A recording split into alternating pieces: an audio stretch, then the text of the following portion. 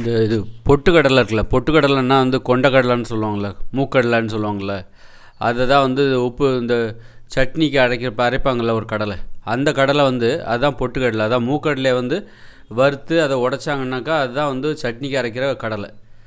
அந்த கடலை இருக்குல்ல, அந்த மூக்கடலை, சுண்டல் சுண்டல் தான் வந்து நம்ம சாப்பிட்ற அந்த உப்பு கடலை.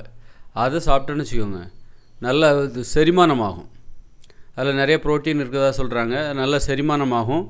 அந்த உப்பு கடலையில் வந்து நல்ல மிளகு சேர்த்து சாப்பிட்டோம்னா நல்லா தொண்டையில் நோய் எதிர்ப்பு சக்தியெல்லாம் வராது.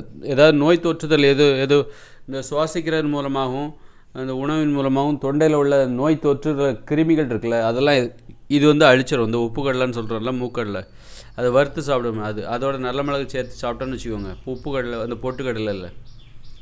அப்போ இதை வந்து நம்ம என்ன பண்ணோம், இது வந்து நல்ல செரிமானத்துக்கும் உதவும், நல்லா மலச்சிக்கல் இல்லாமல் இருக்கும். ஆனால் கொஞ்சம் நிறைய சாப்பிடணும், ஒரு 100 கிராமாவது டெய்லி சாப்பிடணும்.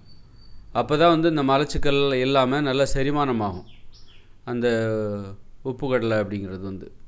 அப்போ என்ன பண்ணோம் அப்படின்னா, நொறுக்கு தீனியாகவே இப்போ வந்து 100 கிராம் கடலையை வந்து எப்படி நான் டெய்லி சாப்பிட முடியும், இந்த கடலை எப்படி சாப்பிட முடியும், எனக்கு அதிகமாக அந்த அளவுக்கு பிடிக்கவும் செய்யாது, ஆனால் சாப்பிட்டாக்கா நல்ல செரிமானமாகுது, மலச்சிக்கல் இல்லாமல் இருக்குது அப்படின்னா, அப்போ என்ன பண்ணணும்னா மற்ற நொறுக்கு தீனி எதையுமே தவிர்த்திடணும்.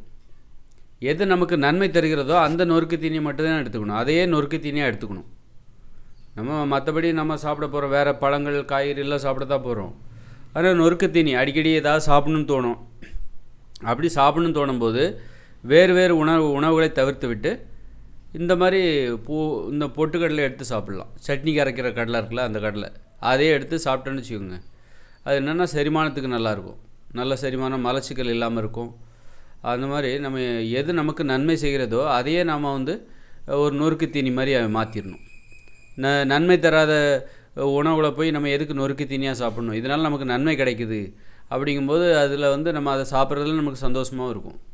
அந்த மாதிரி யாராவது மலச்சிக்கல், செரிமான குறைபாடால் பாதிக்கப்பட்டவங்க என்ன பண்ணணும் அப்படின்னா, இந்த மாதிரி இந்த சட்னிக்கு அரைக்கக்கூடிய கடலை இருக்குல்ல, உப்பு கடலை, அதாவது பொட்டுக்கடலை, மூக்கடலைன்னு சொல்லுவாங்கள்ல, சுண்டல், அதை வந்து இந்த கடலையாக கிடைக்கும்ல, வறுத்து வச்சுருப்பாங்க கடையில், அதை வாங்கி ஒரு நொறுக்கு தீனி போல் எப்போல்லாம் உங்களுக்கு சாப்பிட்ணும், எதையாவது சாப்பிட்ணும், சாப்பாடு தவிர மற்ற தவிரங்களை சாப்பிட்ணுன்னு தோணுச்சுன்னா இதை எடுத்து சாப்பிடுங்க.